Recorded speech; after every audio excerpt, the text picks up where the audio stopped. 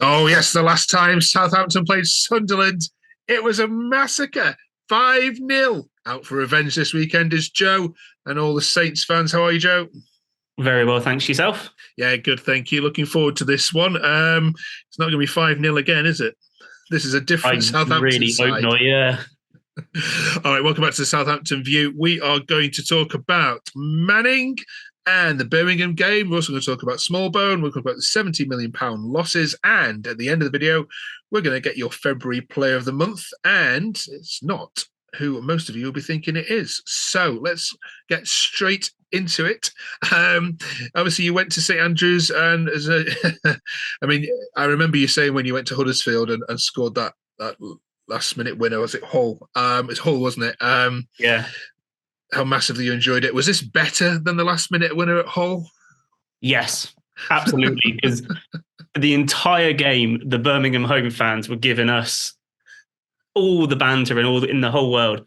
So it was nice getting that 96-minute winner to rub it in their faces up there. Was it a red card? Every single day of the week. You cannot have your studs going that high up someone's shin. Red card every day of the week. Okay, you might have to take some red tinted spectacles off for that one. Not so sure here, but yeah, I'm sure Southampton fans will tell me otherwise in the comments. All right then. I mean, okay, a great 4-3 win, but defensively, a bit of a shambles. So talk us through. I mean, Twitter and the forums, and obviously I've watched the game as highlights back myself. Seems as if Manning had a bit of a mare. Is that being unfair? He has a nightmare week in, week out, that bloke. I mean, I do feel sorry for him because he has been scapegoated a lot. However, I am struggling to defend him now because there's been too many mistakes coming down from his side, especially, that have caused us to ship goals that we shouldn't be conceding in the first place. It just shouldn't happen. But with him down the left-hand side, we're always going to be caught out. I mean, we seem to have a bit of a pile-on going on with Southampton fans, and I think I was guilty of it a couple of weeks ago with Smallbone, and it seems that when a player's out of form and results don't go their way, that we get a player singled out for poor performances, and this week it seems to be Manning, and that happens at other teams, but. Do you think that perhaps this is having a negative impact, perhaps on some players? I mean, Smallbone has reacted positively, and we'll talk about him in a second. But do you think Southampton fans just need to be a bit more patient? To an extent, yes. But also, I do think that it's both Brian Manning and Will Smallbone, they haven't been particularly great in the last few weeks. Not to say that they've been rubbish throughout the whole season, because they really haven't. But I just feel like when their performances drop off, they really drop off. And silly mistakes are creeping in from their areas of the pitch where they shouldn't be. Okay. 2 games this week. We're recording this before the midweek fixture, so we're going to look ahead to Sunderland's visit to St Mary's this weekend. Who starts then in that position against Sunderland for you? At left back? Mm-hmm. See, I would really, really, really like him to bring up Jayden Magoma, who is a young left back from our youth academy.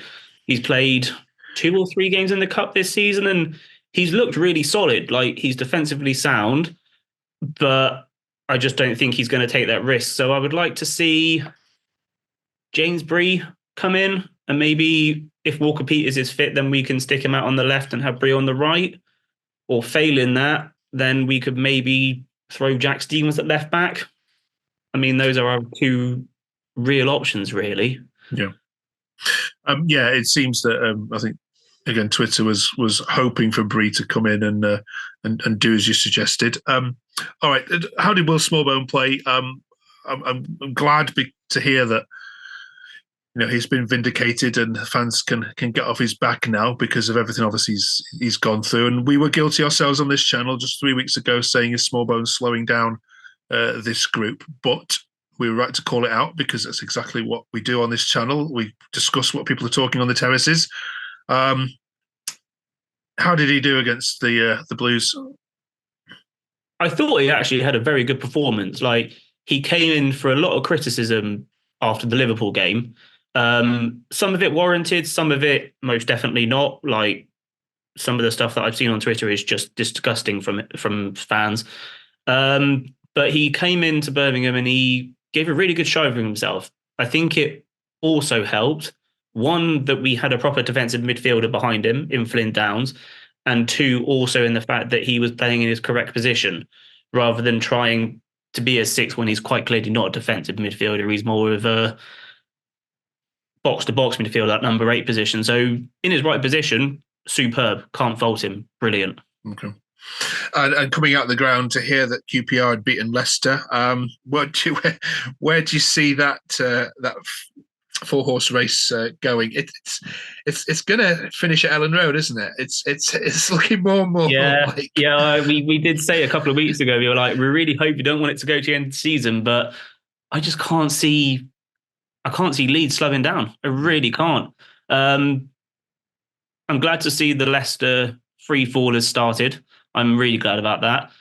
I do still think they'll go up, but I think it will be a lot more difficult for them to go up as what it was a couple of weeks ago when they seemed to be running away with it. Yeah. And of course, your tricky away fixtures, we'll be chatting about one of them, I think, next week, won't we? That's been now moved. Oh, because you the cup game. That's right. Yeah, you won't play Leicester next week. Yeah, I think they were saying that it could be as late as the 3rd or 4th game to the end of the season. So it could really be a huge end of the season for us. Okay. All right, then let's bring in our Sunderland fan, Jack. Before we do so, Southampton posted losses of excess of 70 million for the season gone. Now, obviously, that is a lot testament down to falling revenues and players. What do you make of the financial accounts? And does it worry you? And is it worrying most of Southampton fans? It doesn't not particularly worry me because the last time we had a big loss of finances, we got back-to-back relegations. Now I think we're in a much better position this time round because we've got a good infrastructure. I say good infrastructure in the board. We've got a board team up there that actually want to progress this club rather than just using it as a money pit.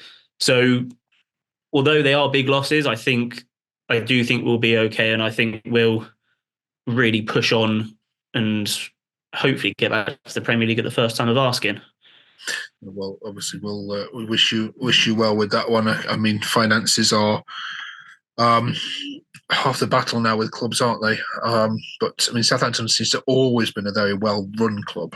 You've never spent above your means, and certainly the money you've recouped from Liverpool FC itself should be enough to run the club for many years. All right, let's bring in Jack then, who is our resident Sunderland fan on this channel. Good evening, Jack. How are you? I'm good, mate. Yourself?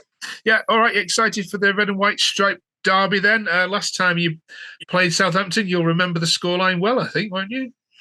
Yeah, it was a great day out. I mean, we were all very negative the days leading up to that because it was the end of the transfer window. Obviously, the Nick Ross Stewart on deadline day looked like they were going to nick Patty Roberts, and we had players out injured. It just looked like it was going to be an awful day, and somehow we came up and carried them over.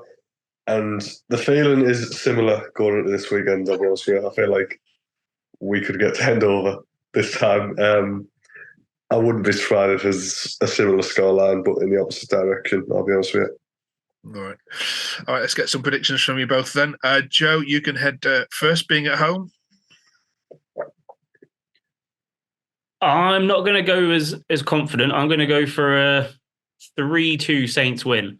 Okay. I think we'll win this time, but our leaky defence is something that we really need to get on top of. So I think we'll ship a couple of goals. But yeah, 3-2.